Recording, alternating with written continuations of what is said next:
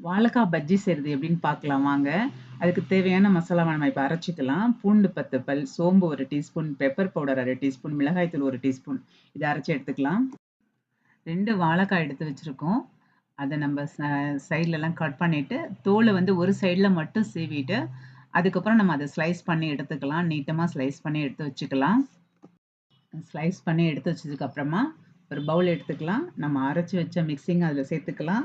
அது கூட சீரகம் 1 டீஸ்பூன், பெருங்காயம் 1/4 டீஸ்பூன், தேவையான அளவு சால்ட் சேர்த்துட்டு, 2 கப் கடலை மாவு, 1/4 கப் அரிசி மாவு சேர்த்து நல்லா கலந்துக்கலாம்.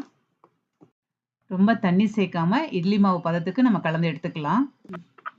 எண்ணெய் வச்சாச்சு. எண்ணெய் நல்லா சூடான உடனே நம்ம வாழைக்காய மாவுல டிப் பண்ணி போட்டு எடுக்கலாம் பஜ்ஜிய. வாழைக்காய் பஜ்ஜி ரெடி ஆயிட்டு இருக்கு.